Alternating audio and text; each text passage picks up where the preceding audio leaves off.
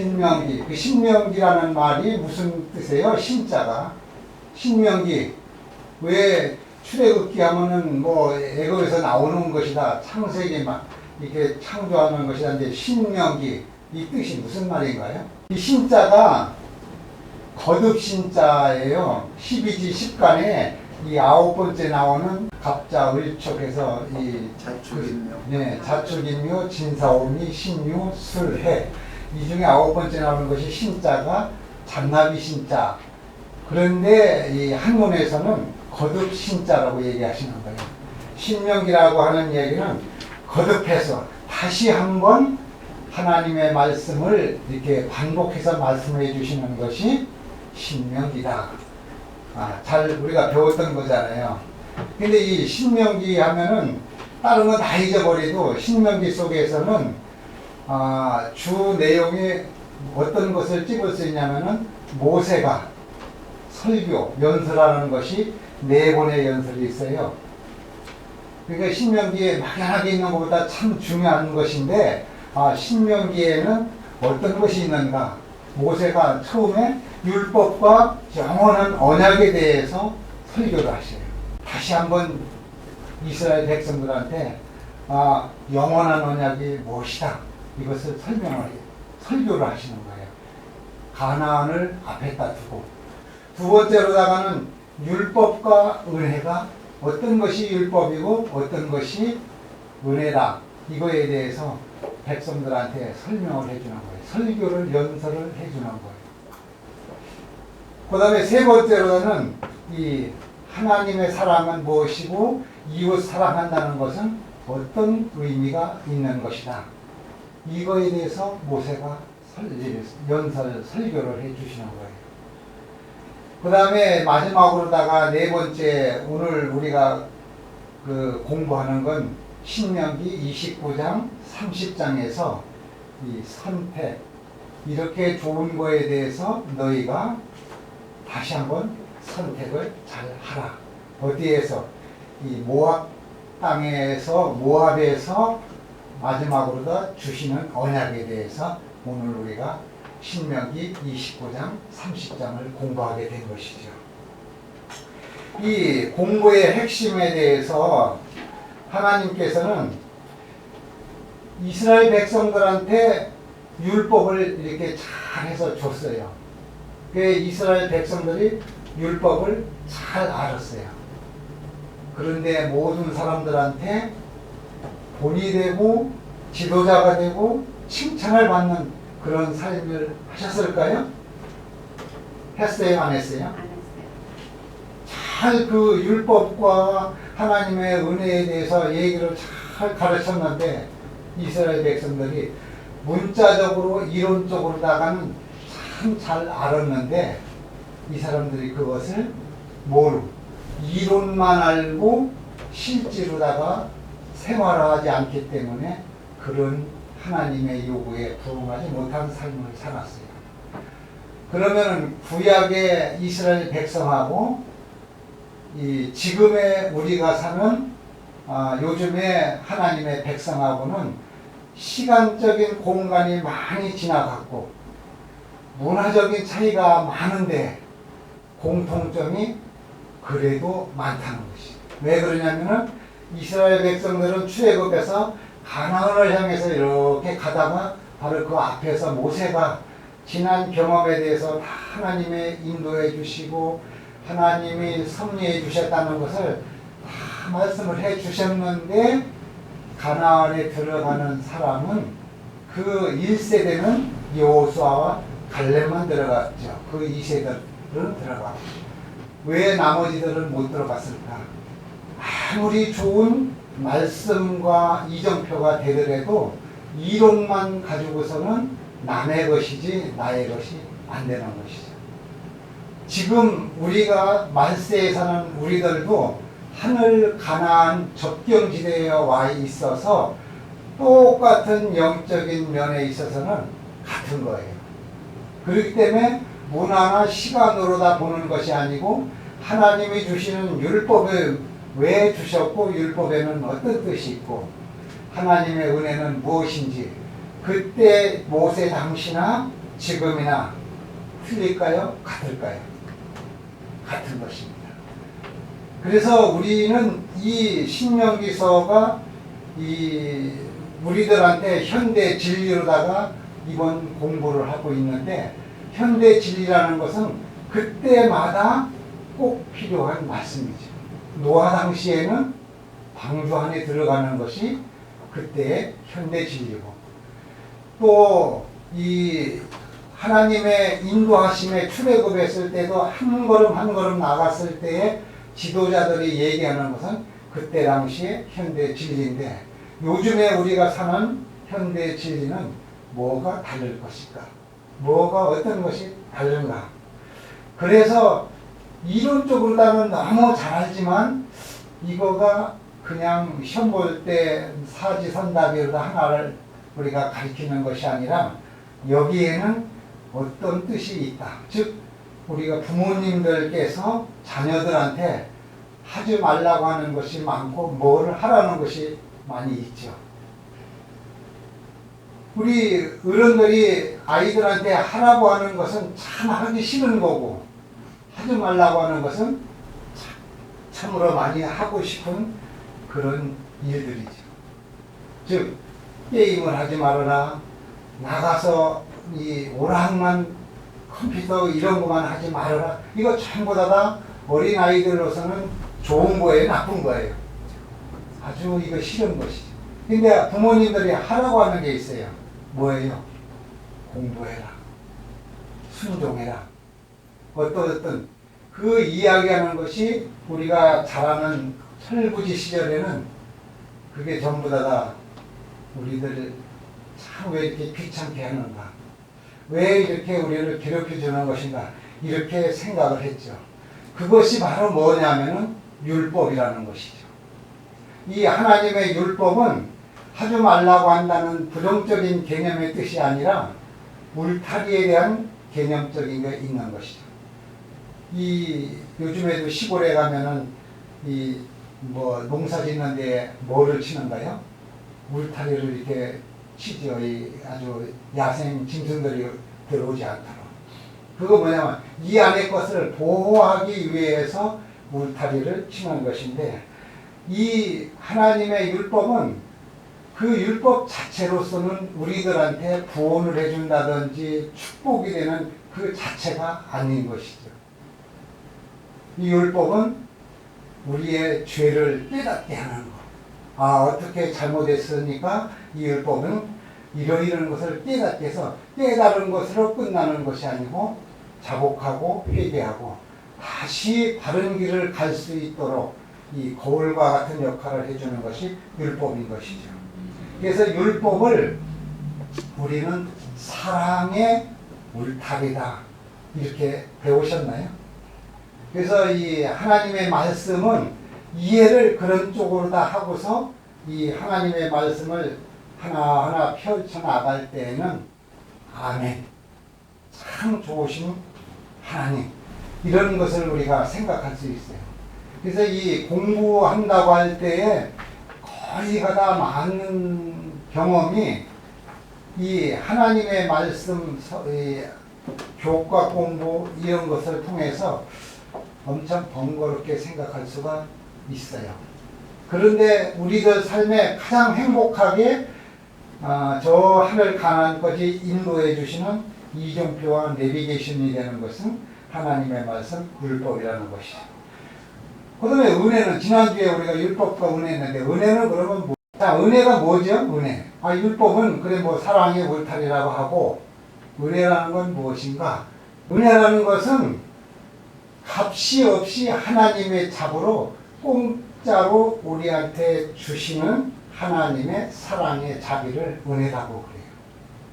그러니까 이 은혜는 우리가 할 수 있는 것이 정말 없는데, 자격도 없고 이 모든 것이 부족한데 하나님의 은혜로 공짜로, 하나님의 자비로, 불쌍히 여기시는 자비로 우리한테 베풀어 주시는 것, 뭐를 구원해 주시는 것, 그 예수 그리스도를 통해서 우리에게 베풀어 주시는 것이. 그러니까 율법과 은혜라고 하지만 어떤 면에서는 은혜와 율법으로 이해를 하면은 하나님에 대한 그 속성에 대해서 깨달을 수가 있는 것이죠.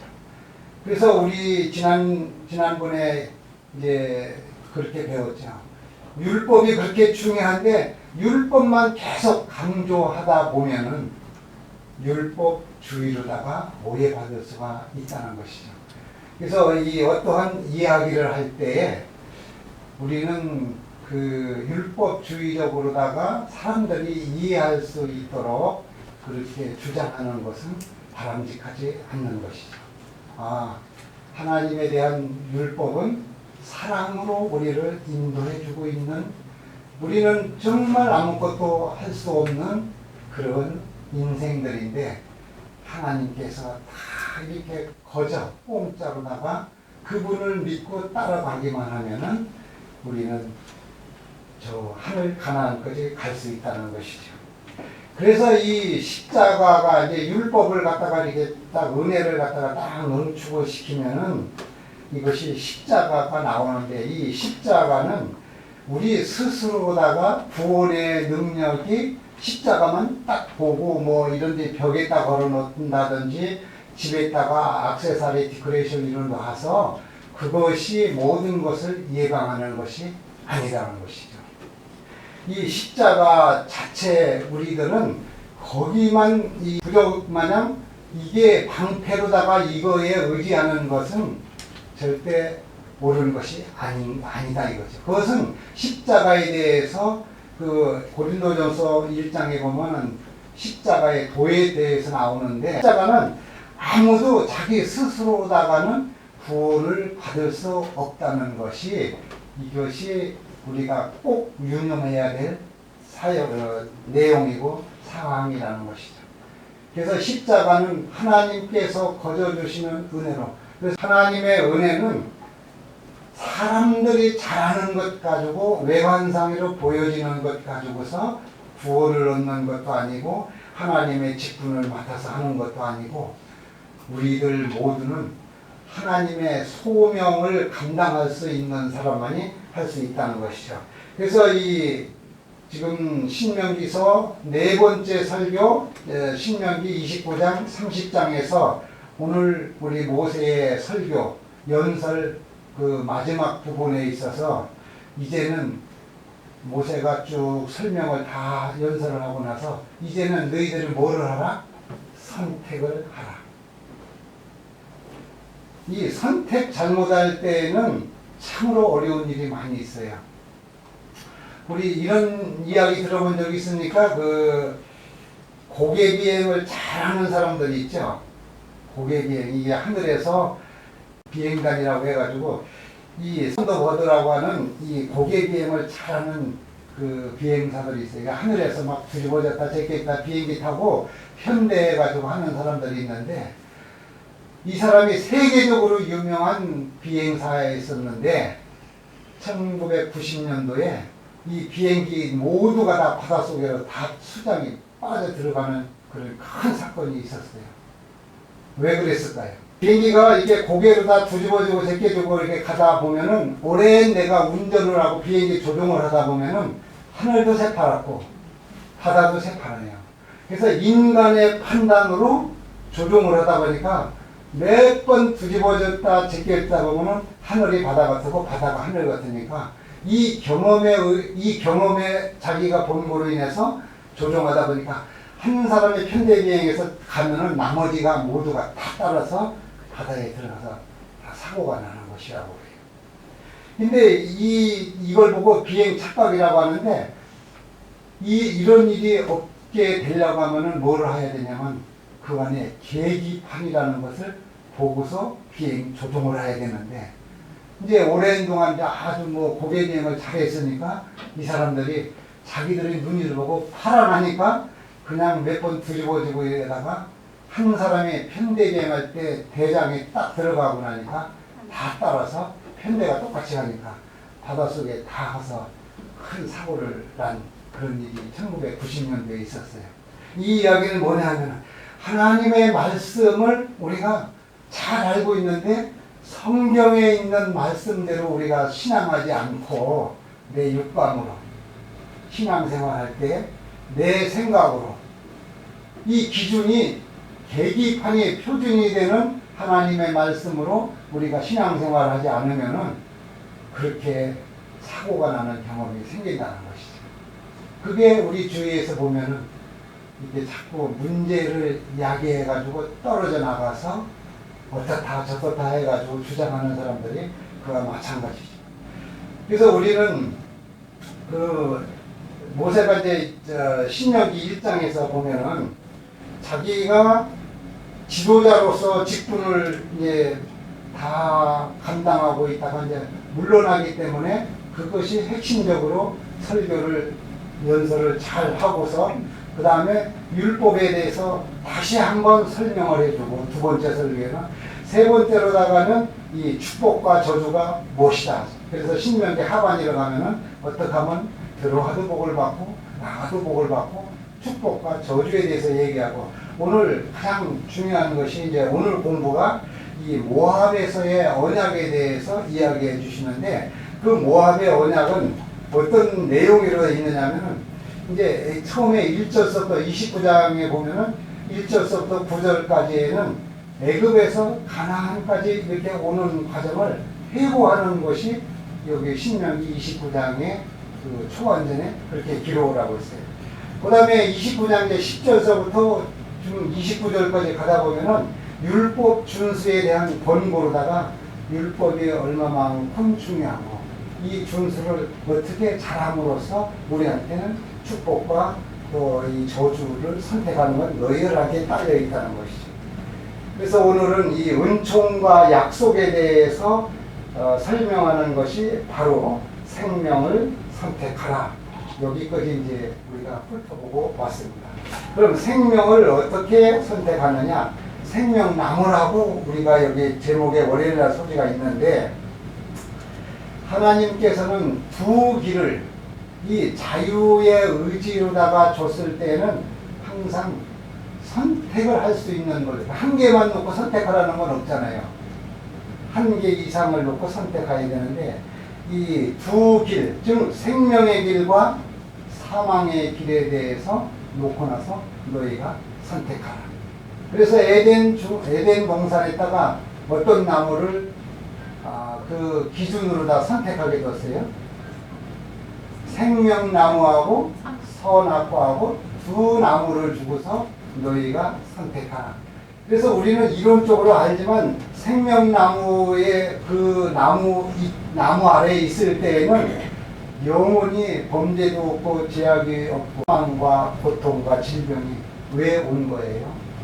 이 죄의 결과로 다 인해서 온 거잖아요.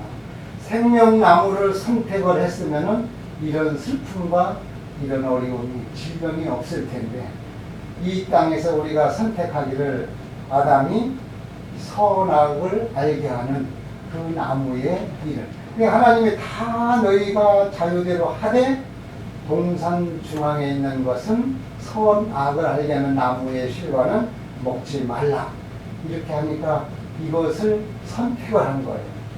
그러니까 우리 매 삶에 오늘도 안식일인데 내가 교회를 할 것인가 내가 어떤 일을 할 것인가 선택하는 거예요.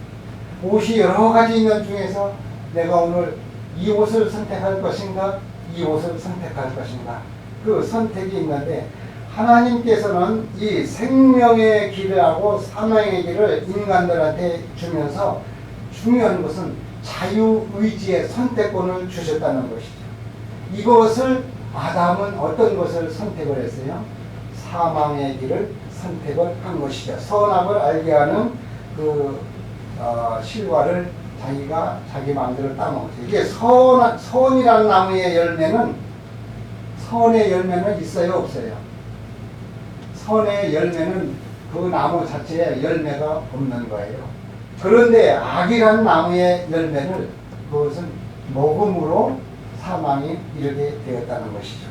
여기에서 이 생명나무의 두 나무를 그 요지는 두 나무가 있었는데 선택하기를 우리가 이 악의 죄의 선택을 하기 때문에 이 열매를 먹음으로 우리는 죽을 수밖에 없고 또 영혼이 멸망할 수밖에 없었는데 하나님께서 은혜로 제2의 아담을 통해서 우리는 구원받을 수 있는 길을 주신 것을 우리가 십자가의 도와 예수님을 믿게 되는 이유가 되는 것이죠. 이 잃어버림으로 얻게 된 것은 선에 대해서 이제 아담이 선악과를 따먹고 나서 어떤 일이 있었어요? 선에 대한 경험을 보고 악에 대한 경험이 뭐라는 것을 경험을 했어요. 그죠? 이것을 따먹으면은 죽는다는 것을, 에덴 동산에서 쫓겨난다는 것을 경험을 한 것이에요.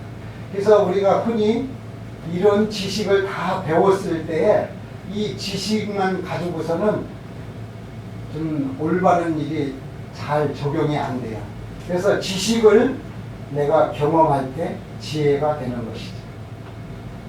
그래서 이 지식을 배우고 연조가 있다는 것은 경험을 뜻하는 것인데 지식을 가지고 우리가 경험을 쌓지 않아 가지고서는 훌륭한 지혜가 창출될 수가 없는 것이죠.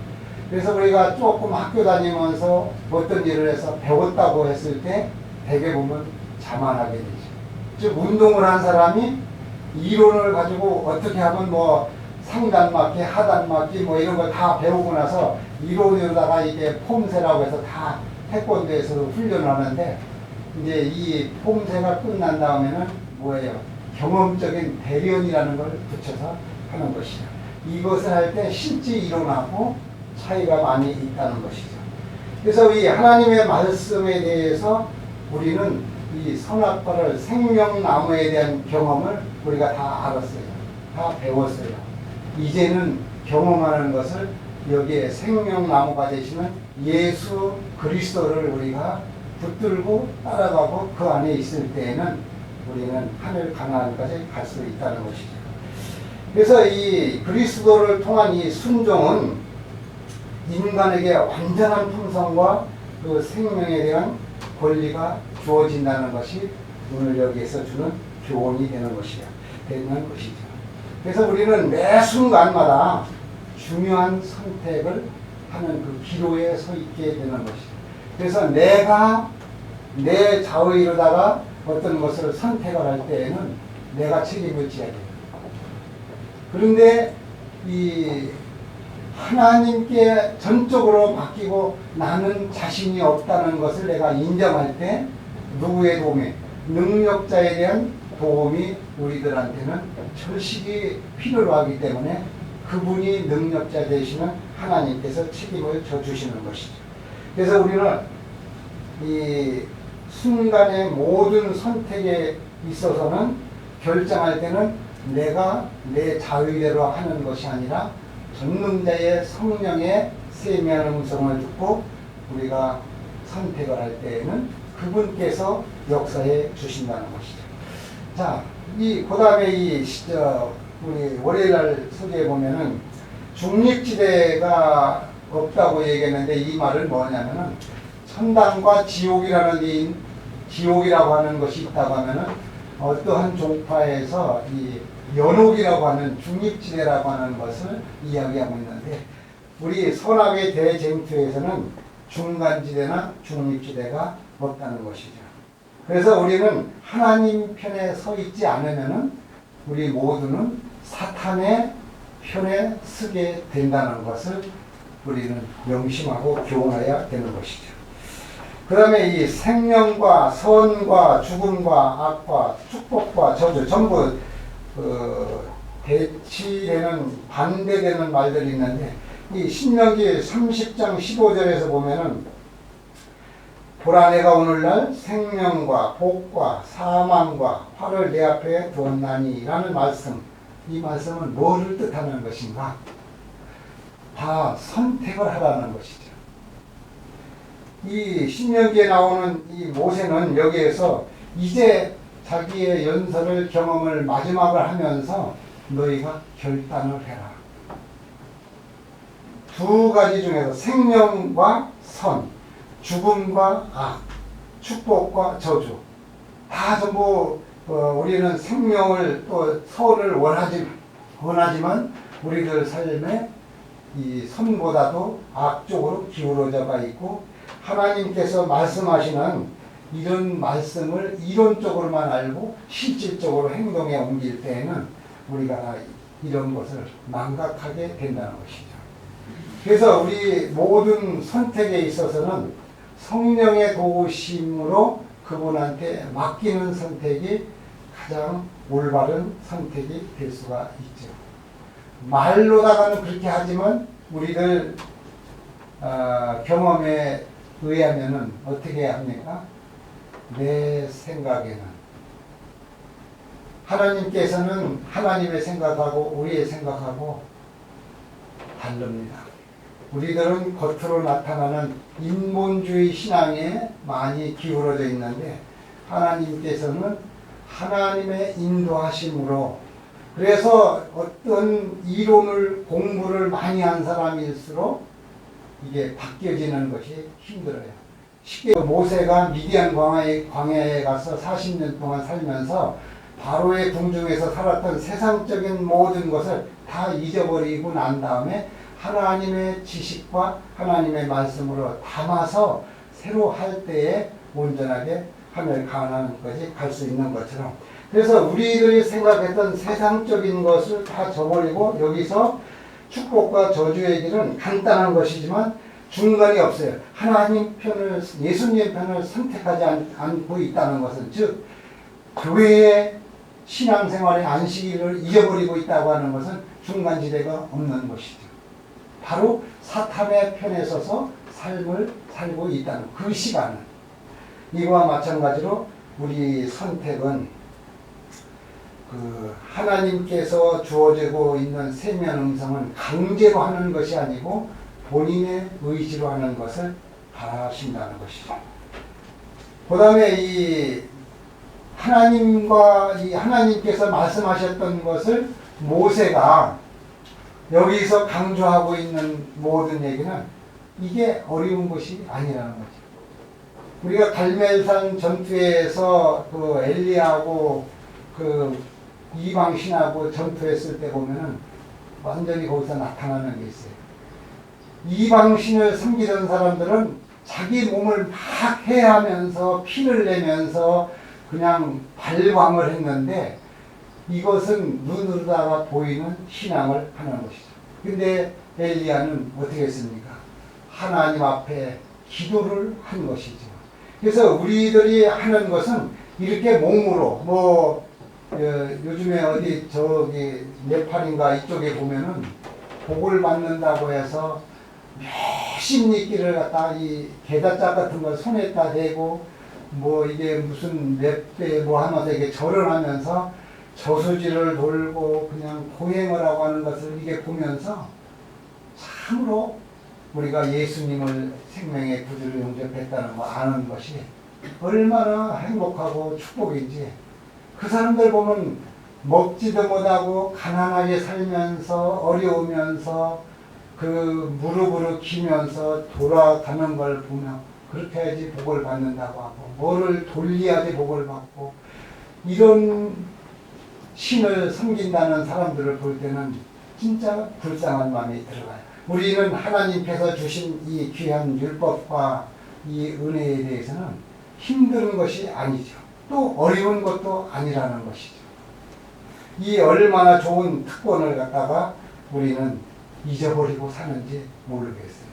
그래서 오늘도 하나님께서 우리한테 이렇게 자유스럽고 그분한테 우리의 마음만 그분한테 향해서 있으면은 다 인도하시면서 우리들의 삶에 행복을 주시는 분인데 어떠한 고행을 한다든지 어떠한 땅속에 들어가서 10년 동안 그냥 돌을 닦는다든지 짐승을 그냥 막 잡아서 갖다가 이렇게 바치야 된다든지 심지어 자기 자녀도 갖다가 제물로 다 바친다든지 이런 것을 보면서 우리도 예수를 온전하게 안 믿으면은 어떤 행위로다가 구원을 받는 데에 넘어갈 수 있다는 그런 나약한 사람들이죠.